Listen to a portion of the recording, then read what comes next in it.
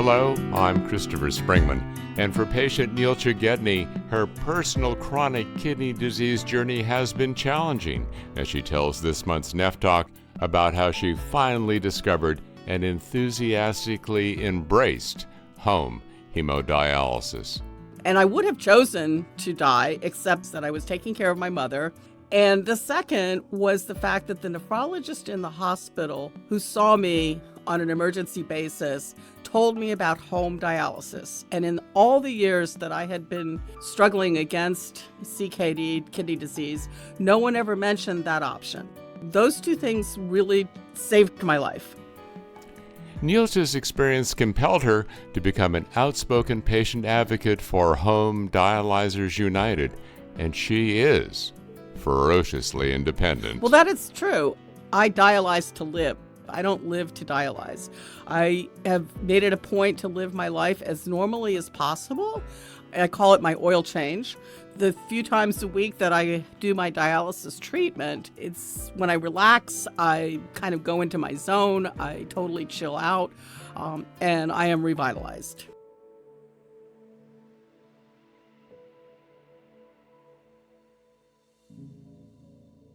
Good morning. My name is Neelcha. I am a home dialyzer for the past 7 years, and I started at the age of 63. With me are my grandchildren. They were my helpers when I started.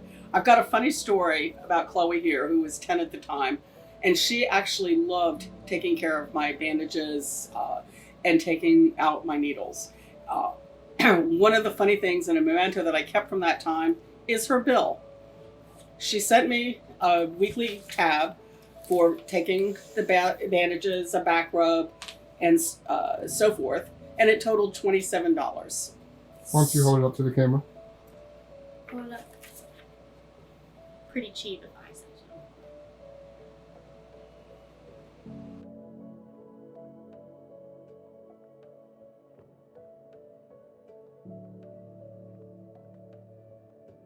So I'm retired, and my one indulgence is sleeping in and getting off to a slow start in the morning. Once I'm up, I make myself a perfect latte. If you're on any liquid and or dietary restrictions, one of the benefits of home dialysis is that you'll have the freedom to eat and drink what you want with moderation. So while coffee is a little high in phosphorus, if you're doing more frequent home treatments, this is not a problem. And I indulged in buying a milk frother so I can have my perfectly steamed latte every morning. You need to learn about nutrition and diet. I bet you don't know that whole cream and half have way less phosphates than most artificial creamers. Try to stick with natural, unprocessed whole foods, and your body and labs will thank you for it. While I enjoy my perfect latte, I start the day with a few crossword puzzles, and it kind of gets my mind going. And I also think and plan my day, run errands, am I going to work on some projects, whatever it is.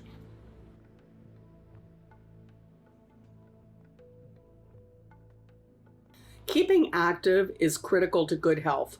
Find something that you love to do, whatever it is, from taking care of grandkids to going to school to volunteer work or going to work full or part-time. We can't let this disease control us. With home dialysis, we can control the disease and the treatments. For me, within months of starting dialysis, I found my niche volunteering for Home Dialyzers United. I started by asking questions on their Facebook page, and then later was asked to join the board. And I never looked back. It's the hardest job I never got paid for, and it's the reason I get out of bed in the morning. You have to find a reason to get out of bed in the morning. What's your reason?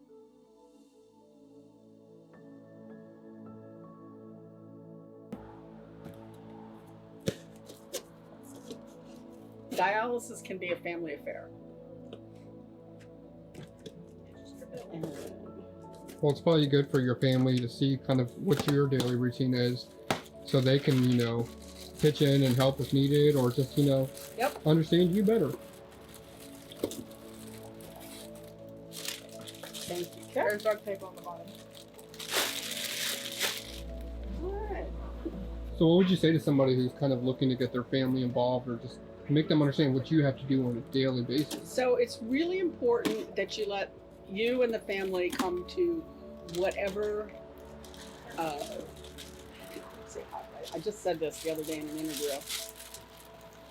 When it comes to involving your family, it's really important to let everyone decide what level of involvement they want.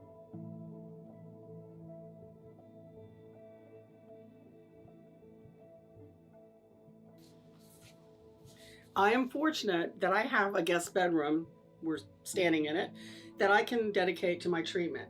Even if you don't have that luxury, there are some tips that we can show you to keep your home from looking like a hospital. I use cupboards and chests of drawers to store all my supplies. Here are laboratory supplies. Here's some medical supplies. And here's where I store my saline. We also have, under the bed, storage trays, such as this, where I store additional supplies needed to operate the machine. This brings me to another key point. You need to know your labs. When you are dialyzing at home, it is really important to know and understand all of your labs. Learn where your hemoglobin is and how you feel at your best. So that's a goal you want to achieve. Check your T-stat, your ferritin levels. That's your iron, and that's for your anemia. You want to understand at what levels those work, so that if you're breathless, out of breath, short of breath, you need to understand where those levels are so that you can improve them. If you're doing home hemodialysis, you'll be taught to draw your own labs once a month and send them off.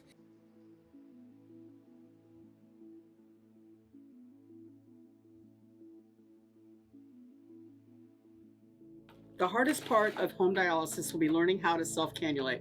There are tons of videos that will help you with this, and I'm not going to show you how in this video. What I am going to do is tell you that it is 10 times easier than you could possibly imagine. And one thing that helps is using a lidocaine or EMLA cream to numb the area. I'm a wuss, and I use it every time. You need to plan to administer it at least 1 to 2 hours before treatment to be most effective, and here's how I do that. So my fistula's in my upper arm. I have the cream ready. Oh, not that, the yellow Crescent Seal. This is weird. Okay, so here's one of my little handy dandy tips that they're not going to show you at the clinic. I apply to my arm, my fistula, a nice healthy dab of cream. Don't cheat on this. And I use Crescent Seal because it doesn't slide around. They'll tell you to use saran wrap, but it slides around. So, and what activates the EMLA cream is the heat and the moisture that builds up against your skin.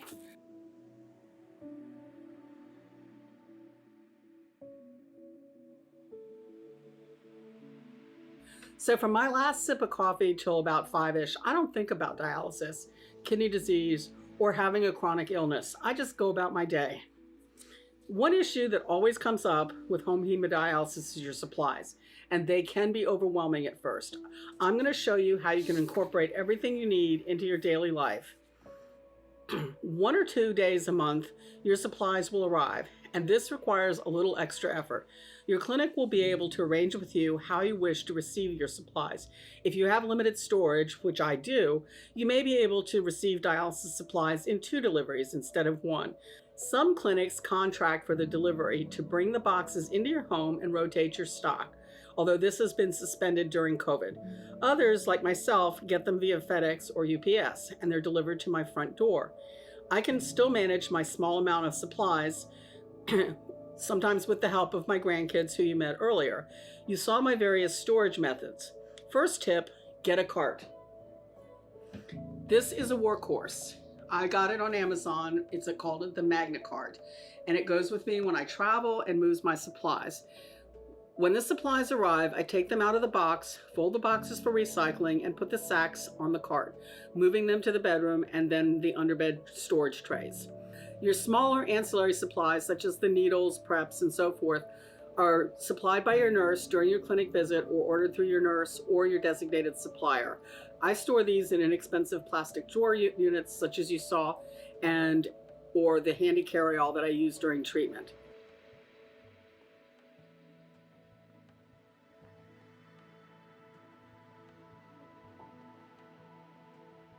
Once I'm on treatment and I'm comfy in my bed, I'm watching my favorite TV show, I can totally relax. I call it going into the zone. This is what home dialysis is all about.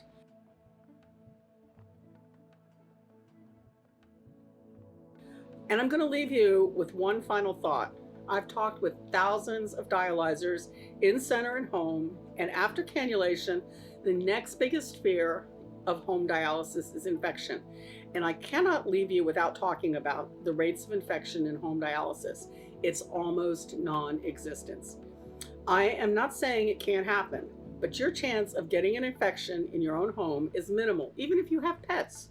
For one thing, these are germs that your body knows.